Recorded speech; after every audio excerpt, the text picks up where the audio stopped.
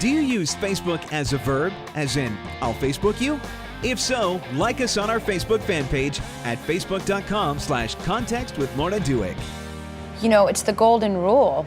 You know, truly, do unto others as you'd have them do unto you. And I think that exists in every religion. I think it's a matter of humanity as opposed to religion. And, you know, it certainly is the vehicle. It's certainly what turned Sam's life around. But there are certainly a lot of people that will hopefully be inspired by this movie and having read it or watched it by what Sam is doing. And they may not be religious at all, but they may feel compelled to help.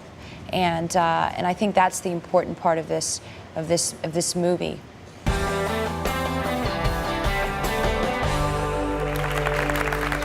Before the break, we asked our audience if they tend to find meaning in movies that other people miss. And here's how our studio audience voted. Take a look at the results.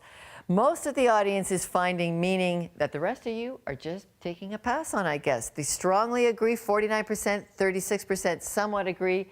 And we want to hear from you, our viewers at home as well.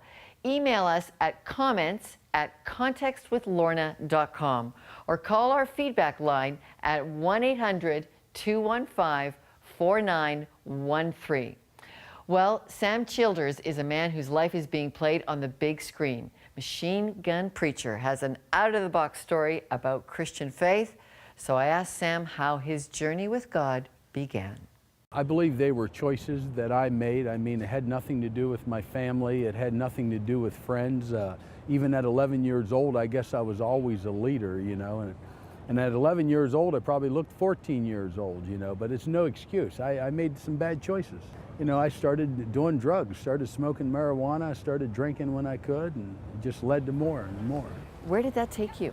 You know, it took me down a long, dark journey that ended up to selling drugs, to working as a shotgunner, to doing a lot of things that I end up regretting now. I've done a lot of things that I ain't proud of. Hurt a lot of people. You can't keep going the way you've been going. Gerard Butler takes us through a lot of scary scenes in your life. You write about it in Another Man's War. But you also write about one night when you woke up and saw your wife praying at the foot of your bed, and you felt that was the scariest thing you'd ever been in. Why? You know, because I was raised to fear God, and I was raised to know that God is the almighty power. And that night there was a power that entered into that room. And when I woke up, it was the power of God that I felt in that room that I woke up to. So how did this spiritual change start to happen then? You know, it started to happen that night is when I started to realize, you know, maybe the enemy kind of had a cover over my sense of the true power of God. I knew him, you know, knew him at a very young age, but there was something covering up that true power that night it all come back to me. And it was only a few weeks later that I ended up going to church. It was only a few weeks later that when I went to church, I gave my life to Christ. So which characters in the Bible do you take inspiration from? You know, I love Paul. I teach a lot of what Paul, you know, stood for and what he talked about in the Word of God. You know, Paul made it clear that every time I try to do something good, I end up doing something bad. And so I'm not a perfect person, and I know there's been a lot of people lately trying to find a little bit of trash on me. You don't have to look too deep, you know, I'm not perfect. So whatever you find is probably true. But if there's one thing that is true is I love Jesus Christ. I love the stories of David, you know, Joshua, all these men from the Old Testament. I won't say that they're my role models, but they were true men of God. Violent men of God. True men of God. How do you keep your heart good with God? You know, the biggest thing is don't forget where he brought you from. And I believe that what keeps me, you know, I'm known also as the messed up preacher, you know, because I have a lot of things I struggle with. But one of the things that keeps me humble is I give my testimony every week somewhere. By giving that testimony, it helps me to remember where God brought me from.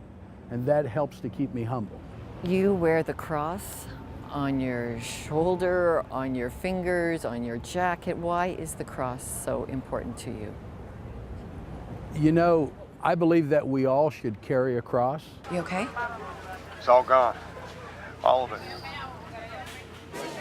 They burned it down. Nothing left. Where are you? In my way. It's a test, Sam. I can't do it no more, Lynn. It's over.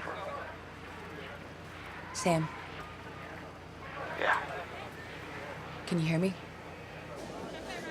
Yeah, I can hear you. Them kids have had their whole lives burned to the ground and worse.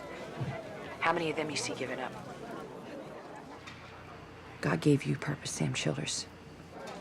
Now get off your butt, stop your crying, and build it again. You know, there's something about me that I should probably tell you too. You know, a lot of people sometimes think I'm a radical Christian. I am what they call a freedom fighter, because I believe that every man and every woman should be able to choose who they want to serve. And this is hard for Christians to hear. I believe if you want to serve Allah, you serve Allah. If you want to serve Buddha, you serve Buddha. If you don't want to believe at all, then don't believe at all. But me and my family, we choose to serve Jesus Christ because he's all about freedom. What is Jesus to you? You know, he's why I'm here. He's everything.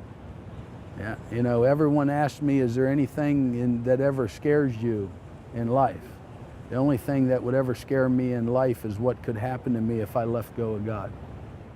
Well, those are thoughts from Sam Childers. And when we return, getting stuck with the movie script on your life? That's next.